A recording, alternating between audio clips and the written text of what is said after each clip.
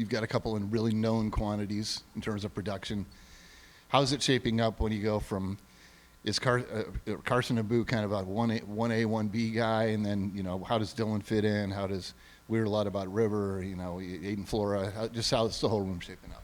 Yeah, right now I think we're working through all the situations that we got going on in practice, that coach is putting us through, whether it's 2-minute, 4-minute, red zone, goal line, all those sorts of things. And I think right now we're earning the opportunity to go out and compete every day and keeping the focus on us. So to answer that right now, we're rotating guys in different situations, putting guys in different spots, and making sure that we're all learning from one another when we're out there. With the talent in that room, what's Aiden Flora done that's enabled him to be a guy that constantly remains in that conversation when it looks like he could get overshadowed, but it doesn't seem to ever happen? Yeah, I think definitely something that we've been stressing in the running back room right now is just you got to provide value on special teams, and he's certainly done that so far.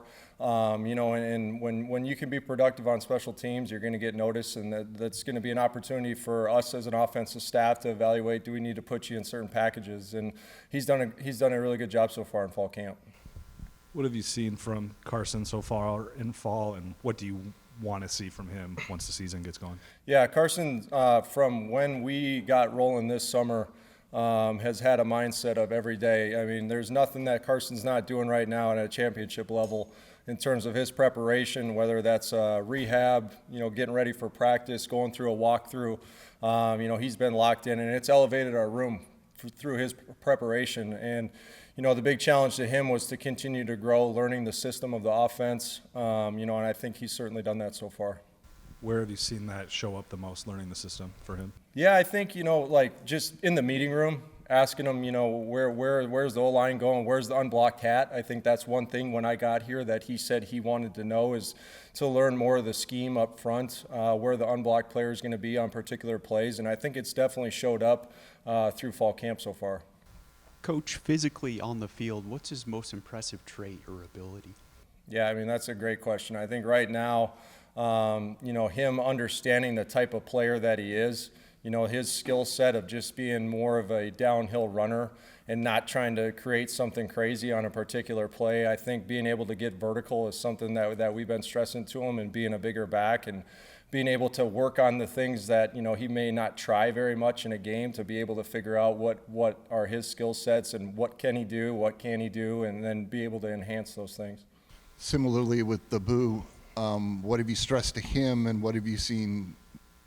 What main areas of growth have you seen from him from last season? Yeah, very similar to Carson, honestly. I think with Abu, it's just consistency in everything that he's doing, from showing up to the meeting room. And I think that's something that the running back room knows by now, with me being here, is when you get into the meeting room, that's just as important as practice. And just his overall knowledge. I mean, he's spending more time with me individually, and being able to translate it out on the field, taking the meeting room out onto the field, I think has been important. And I think just his overall knowledge, very similar to Carson. They've played a lot of football. They played at an early age, and now having an understanding of what all 11 guys are doing, not just what they're doing on every play. And how has the, room evolved in terms of pass catching? We saw Carson catch a couple of touchdowns last season. Is Abu improving that regard? Are you seeing that? Because obviously when you lose second-round, third-round draft pick receivers, it's kind of all hands on deck offensively. Yeah, I think, we have to be ready to do anything in this offense, whether that's line up out wide, whether that's catch the ball out of the backfield, and I think that's something that those guys are aware of, and I think it's a daily challenge through individual drills, always working on ball security, but also understanding that there is going to be opportunities where we're going to have to catch the football, and we've got to make sure when that opportunity comes that obviously we're bringing the ball in. How many backs would you like to be able to reliably count on a game-to-game basis? All of them, honestly. That's just a big thing in our room. I think you look at what happened to the linebacker room last year. That's something that I'm preaching in there all the time. No matter where you're at on the depth chart, we could need you at any moment, and that you have to be prepared when you do get out there. It's not a deer in headlights moment, that you feel prepared when you're out there. That's not a sexy answer by any means, but that's just something that we preach in there. And it doesn't matter if you're getting the 1 reps or you're getting the reps, with the last group. That, something that we're stressing is you never prepare as a backup. You're always ready to go when your opportunity's there. I know you weren't here a year ago, but obviously Jalen Jackson came in as an experienced back and contributed at various points.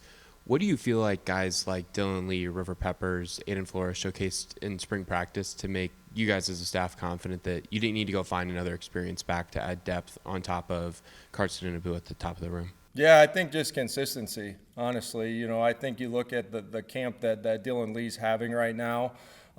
He's playing at a high level, and he's continuing to grow on a daily basis, just through his knowledge of everything that we're asking those guys to do, but also just being able to be explosive and make plays. The three guys that you mentioned with River, Dylan, and Aiden, they have the ability to turn a 3-yard run into a 30-yard run based off their skill set. So, I think it's just something that we believe in those guys, and the attitude that they carry on a daily basis is fun to watch and be a part of. One more question for me. Jaden Jackson was kind of a late addition to the room in the recruiting class. Gets on campus in the summer, fall. What have you seen from him as a true freshman back? I mean, he was super productive in Texas as a high school senior, but maybe flew a little bit under the radar as a prospect. Yeah, he had an unbelievable high school career, that's for sure. And, we're getting him back going, getting him incorporated into the room and figuring out college football. You know what I mean? He's relying on some of the older guys in the room of just how you approach nutrition, how you approach the training room, how you approach the weight room, those sorts of things. But, getting him incorporated, it's been something for him in the room that, the older guys are starting to kind of take him in and show him the ropes. Follow-up question on Dylan Lee. I know you're new to the room. You weren't around last season, but how much tape did you kind of watch on the time that he did get, and maybe what are some areas of his game, or was there a certain point in the offseason you think where stuff started to click? Yeah, I think right away, getting here, you evaluate all the guys in the room, right? And how can I help them get better? Where do we need to get better as a group? And then individually, meeting with those guys. But I think, it just goes back to kind of what I talked about with Carson and Abu, with Dylan.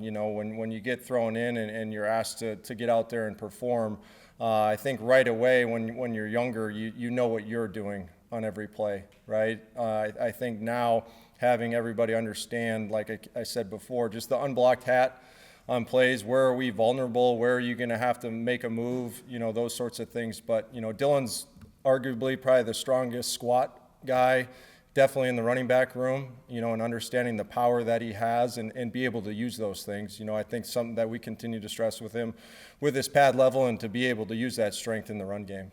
Apologies if this was one of the first couple questions asked, but what's the dynamic been between Abu and Carson? And I guess maybe from Abu's perspective, everybody wants to be the guy in the backfield, and how have you kind of managed to keep him still engaged and that unit being like a 1A, 1B kind of thing? Yeah, it doesn't matter to me if Coach Campbell comes in the room or if one of you guys came into the room and sat in our meeting. It doesn't matter who's out there. It's what's best for the football team.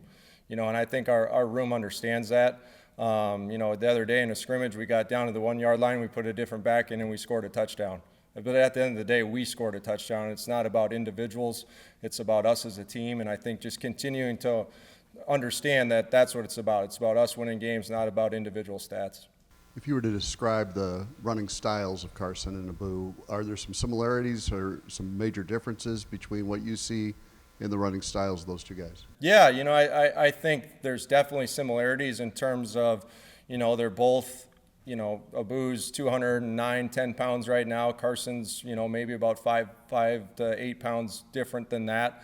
I think they're both very explosive.